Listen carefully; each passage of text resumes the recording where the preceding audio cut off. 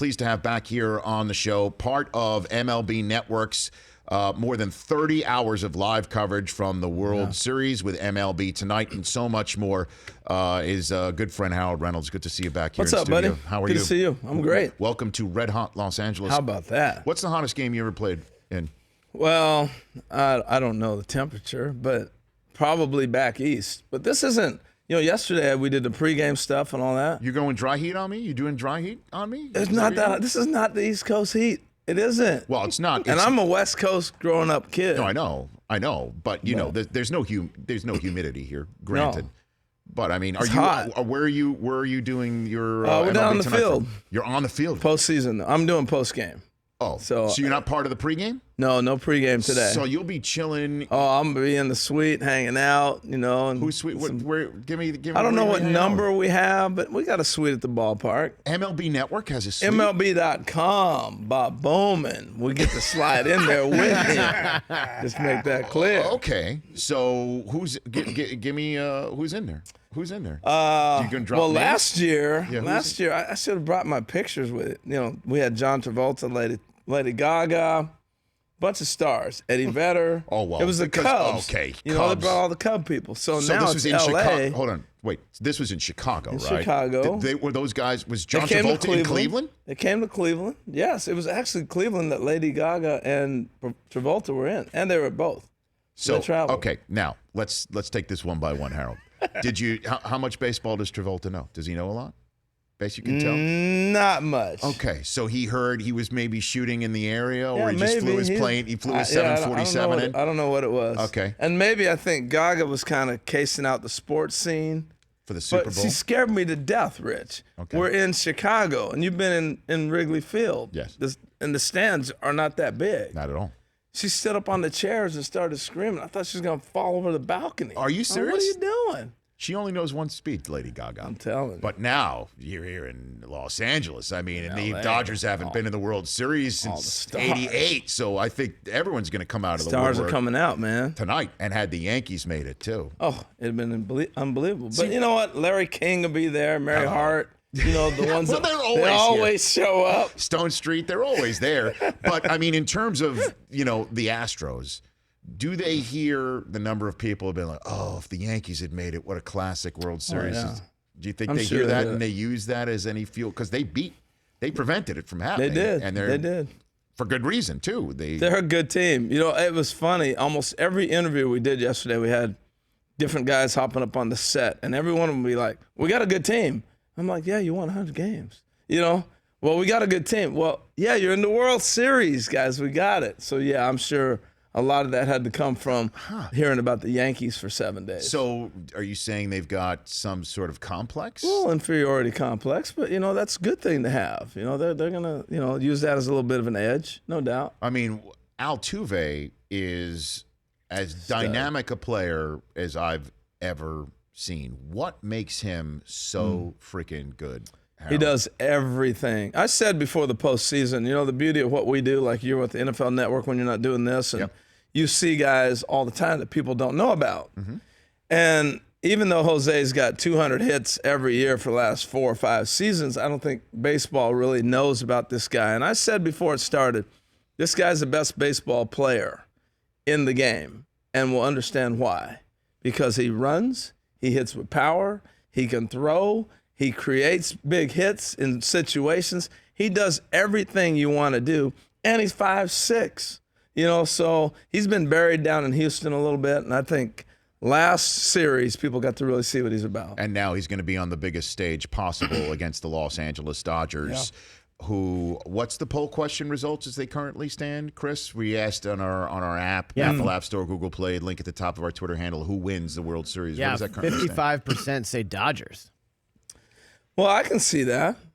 I mean, really, the Astros, the way I'm looking at it, they have to figure out who else can pitch. You got Verlander, Keuchel, who's starting tonight. McCullers saved them in the series by putting him in the bullpen. Why don't they put one? And then Giles at the end. So then.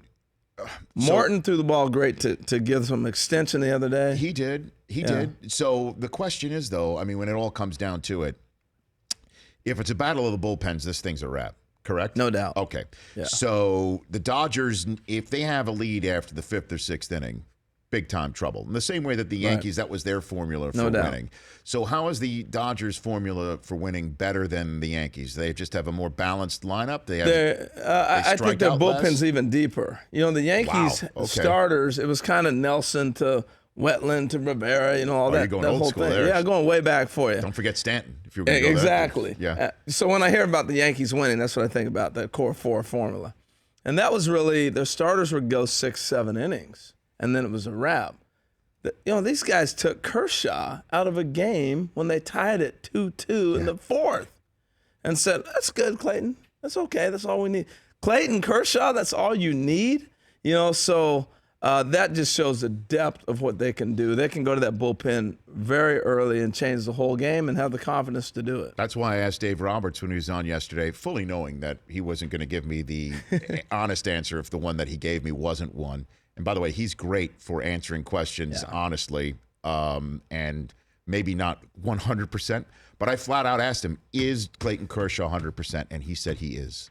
Yeah. Do you believe that? I believe it. And then looking at Clayton, I think really honestly, they're 7-1 his last 8 postseason starts. I did the games when he got lit up, but they didn't have a bullpen, and he'd throw 250 innings. I know, and he would go on short rest. He doesn't have to do that anymore. No, not anymore. So I'm hoping for his sake that he has a great World Series, that he can put this to rest of, he can't pitch in the postseason.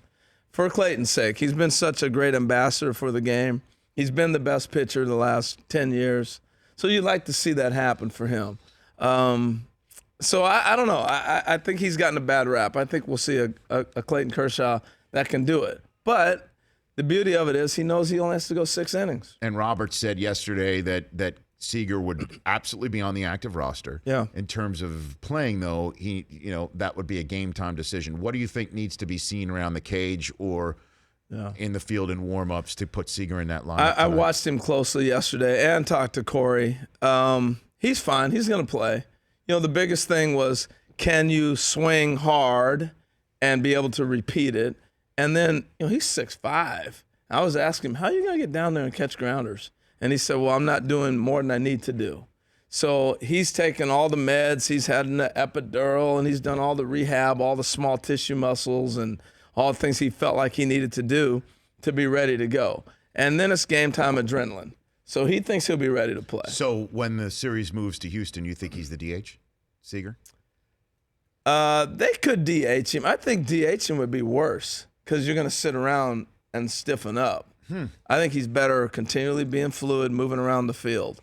But again, the depth of the Dodgers are basically money ball when you have money.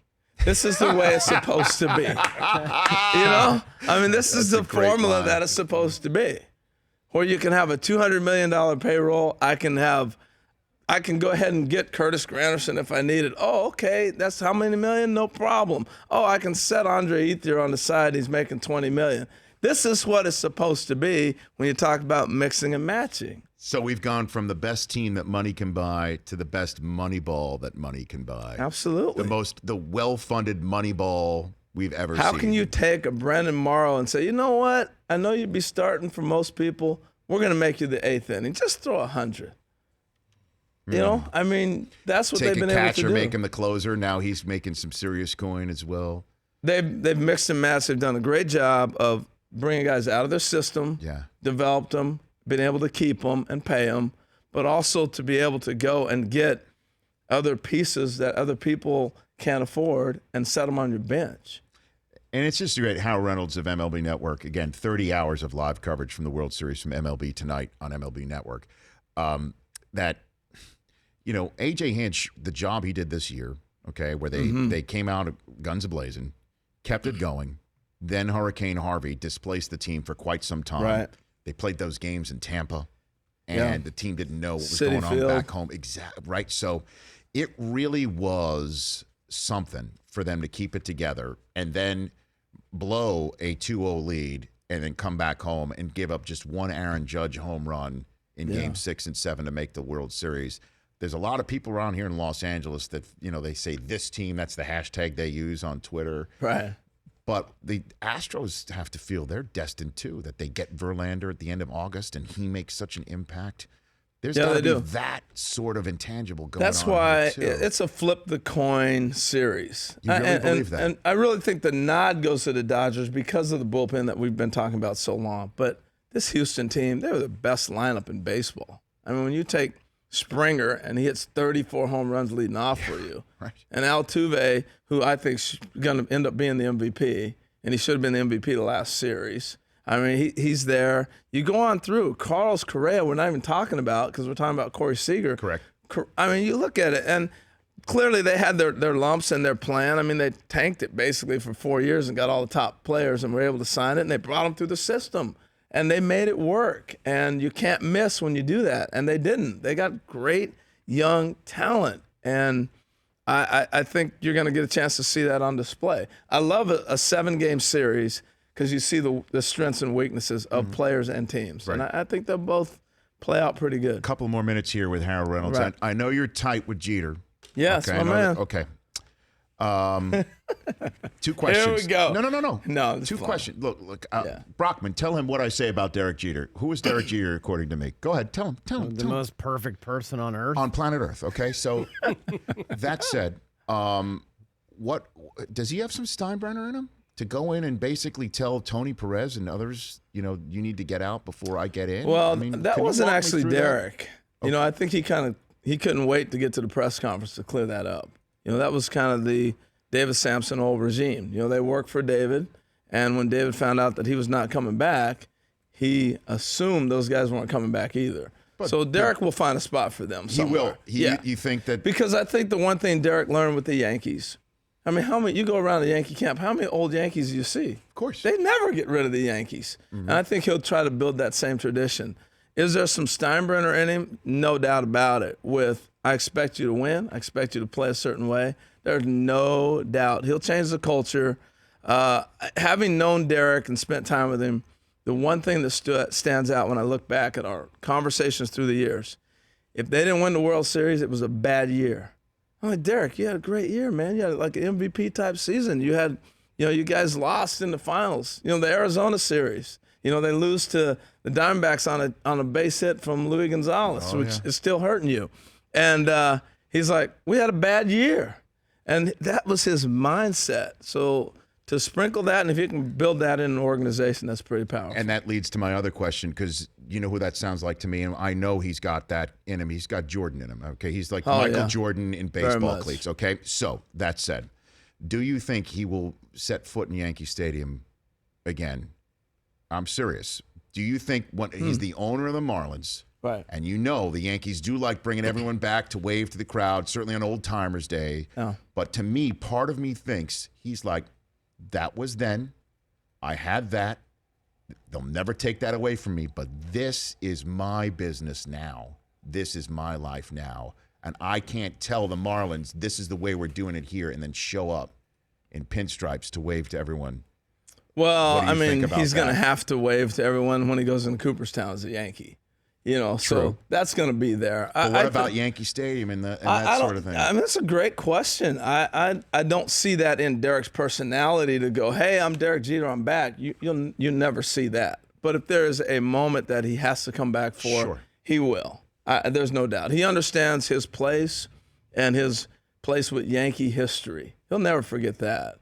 I think he's trying to build his legacy in Miami as a businessman, but he'll never forget. He's a Yankee. He knows that. He knows his responsibility that brings. He was also the captain, so it's a little bit different. He's come back though, like when Mariano and all the other guys. He's come back. I know, but that was before he was the Marlins owner. Okay, and he's I still think he'll come back. But I just was wondering. But I get you. It's a great point. Because growing up, I always okay, there was Whitey Ford, there was Yogi Berra. I don't see that. Oh, you won't see Derek in an old-timer game.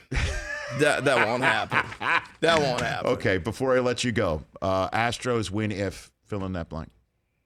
If they're able to pitch. They got to get distance they got to find a 5th or 6th guy out of that rotation that's going to help them perform. That's where they'll win. Okay. Do you have a name in mind who that person could be? Well, I obviously... Peacock? Could it be that guy? Peacock, Davinsky, they got to go to the guys that got them through there before, and they have to be able to pitch well. Dodgers win if? I think the Dodgers win it. They're too deep. Look, what I say? They're money ball with money. I love it. For more Rich Eisen Show, tune to Audience Channel 239 on DirecTV or download the Rich Eisen Show app.